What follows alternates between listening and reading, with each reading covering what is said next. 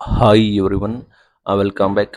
ನೀವು ನೋಡ್ತಿದ್ದೀರಾ student solution YouTube. ಸಾಕಷ್ಟು ಜನ ಕೇಳ್ತಾ ಇರಿ ಶಿಕ್ಷಕರ ನೇಮಕಾತಿ ಕುರಿತು ಅಪ್ಡೇಟ್ ಕೂಡ ಏನು ಮಾಹಿತಿ ಬಂದಿದೆ, ಏನು ತಿಳಿಸ್ಕೊಡಿ ಅಂತ. ಅದರ ಬಗ್ಗೆ ಲೇಟೆಸ್ಟ್ ಮಾಹಿತಿಗಳು ಕೂಡ ಏನು ತಿಳಿಸ್ಕೊಡ್ತೀವಿ. ಆ ಚಾನಲ್ಗೆ ಸಬ್ಸ್ಕ್ರೈಬ್ ಆಗಿ.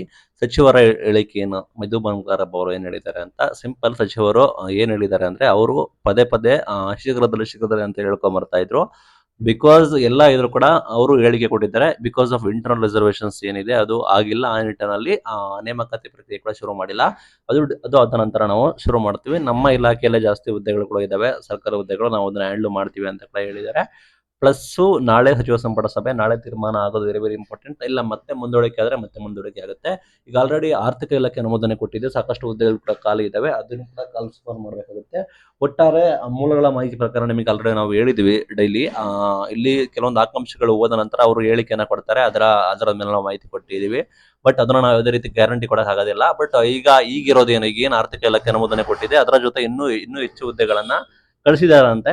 ಲೈಕ್ ಈ ರೀತಿ ಆರ್ಥಿಕ ಇಲಾಖೆ ಅನುಮೋದನೆ ಕೊಡಿ ಅಂತ. ಈಗ ನೇಮಕಾತಿ ಮಾಡೋದು ಈಗ ಏನು ಹೆಚ್ಚಿಗೆ ಇದೆ ಅದು ಮಾತ್ರ ಮಾಡ್ತಾರಾ, ಎಲ್ಲಾ ಸೇರಿಸಿ ಕಂಬೈನ್ಡ್ ಆಗಿ ಮಾಡ್ತಾರಾ, ಅಥವಾ ಈಗ ಅರ್ಧ ಮಾಡಿ ನೆಕ್ಸ್ಟ್ ಅರ್ಧ ಕೂಡ ಮಾಡ್ತಾರಾ, ಅದಕ್ಕೆ ಕ್ಲಾರಿಟಿ ಇಲ್ಲ. ಒಟ್ಟು ಅಂದಾಜು 15,000ಕ್ಕೂ ಹೆಚ್ಚು ನೇಮಕಾತಿ ಮಾಡ್ತೀವಿ ಅಂತ ಹೇಳಿದ್ರು. ಈ ಹಿಂದೆ ಆರ್ಥಿಕ ಇಲಾಖೆ ಅನುಮೋದನೆ ಕೊಟ್ಟಿತ್ತು, ಪ್ಲಸ್ PU ನೇಮಕಾತಿ ಕೂಡ ಇದೆ. ಎಲ್ಲಾ ಸೇರಿಸಿ ಯಾವ ರೀತಿ ಮಾಡ್ತಾರೆ ಅಂತ ಹೇಳಿ ನಿಮಗೆ ಆದ ನಂತರದಲ್ಲಿ ನಿಮಗೆ ಗೊತ್ತಾಗುತ್ತೆ. ಪ್ಲಸ್ ಸಚಿವರೇನೋ ಸುಮ್ಮನೆ ಬೇಕಾಬಿಟ್ಟು ಹೇಳಿಕೆ ಕೊಡ್ತಾರೆ. ಸಚಿವರು ತಯಾರಿ ಎಲ್ಲ ಆಗಿದೆ ಅಂತ ಕೆಲ ಸಚಿವರುಗಳಿಗೆ ಗೊತ್ತಿರೋದಿಲ್ಲ ಯಾವ ಇಲಾಖೆ ಹುದ್ದೆಗಳು ಏನು ಇತ್ತ ಅಂತ.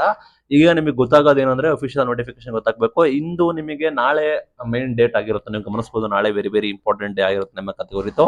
ಈ ಹಿಂದೆ ಲಾಸ್ಟ್ ಈ ಮಂತ್ 9ನೇ ತಾರೀಕು ಅಂತ ಹೇಳಿದ್ರು, ಮತ್ತೆ ಎಲೆಕ್ಷನ್ಸ್ ಕೂಡ ಅಂದ್ರು, ನೀತಿ ಸಮಿತಿ ಅಂದ್ರು, ಡಿಸೈಡ್ ಕೂಡ ಮಾಡ್ತೀವಿ ಅಂತ ಹೇಳಿದ್ರು. ಮೊನ್ನೆ ಮತ್ತೆ ಲಾಸ್ಟ್ ವೀಕ್ ಮೀಟಿಂಗ್ ಮಾಡೋದು ನಿಮ್ಗೆ ಗೊತ್ತಿರೋ, ಲಾಸ್ಟ್ ವೀಕ್ ಮೀಟಿಂಗ್ ಕೂಡ ಮಾಡಿದ್ರು. ಅಲ್ಲಿ ಒಂದು ತಾತ್ವಿಕ ಸಲಹಾ ಸಮಿತಿ ಮಾಡ್ತೀವಿ ಅಂತ ಅಂದ್ರು, ಅದು ರಿಪೋರ್ಟ್ ಕೊಡಬೇಕು ಅಂತ ಅಂದ್ರು. ಇನ್ನು ನಾಳೆ ಮಧ್ಯಾಹ್ನ 2 ಗಂಟೆಗೆ ವಿಶೇಷ ಸಚಿವ ಸಂಪುಟ ಸಭೆ ಇದೆ, ಅಲ್ಲಿ ನಾವು ತೀರ್ಮಾನ ಕೈಗೊಳ್ತೀವಿ ಅಂತ ಅಂದಿದ್ದಾರೆ. ಪ್ಲಸ್ ಏನಾದ್ರು ನಾಳೆ ಮುಂದೂಡಿಕೆ ಆದ್ರೆ ಮತ್ತೆ ಡಿಲೇ ಕೂಡ ಆಗುತ್ತೆ. ನಾಳೆ ಮೇನ್ ಡೇ ಕೂಡ ಆಗಿರುತ್ತೆ. ನಾಳೆ ಜಸ್ಟ್ ಟೈಮ್ ಪಾಸ್ ಮಾಡ್ತಾರ, ಅವತ್ತು ನಾಳೆ ಮತ್ತೆ ಇದನ್ನ ತೀರ್ಮಾನ ಕೈಗೊಳ್ತಾರ ನೋಡ್ಬೇಕಾಗತ್ತೆ. ಇನ್ ಕೇಸ್ ಪದೇ ಪದೇ ಡಿಲೇ ಮಾಡೋದು ಅನ್ಕೋಬಿಡಿ, ನಿಮಗೆ ನೇಮಕಾತಿ ಮಾಡೋದಕ್ಕೆ ಸರ್ಕಾರಕ್ಕೆ ಮನಸ್ಸಿಲ್ಲ ಅಂತ.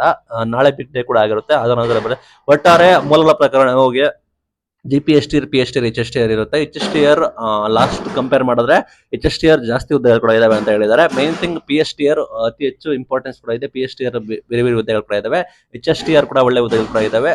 ತಯಾರಿ ಮಾಡ್ಕೊಳ್ಳಿ ಅಂತ ಹೇಳಿ ಹೇಳಿದ್ದಾರೆ ನಿಮ್ಗೆ ಗೊತ್ತಿರೋಕೆ. ಇದು ನಿಮಗೆ ಇವತ್ತಿನ ಅಪ್ಡೇಟ್. Thank you.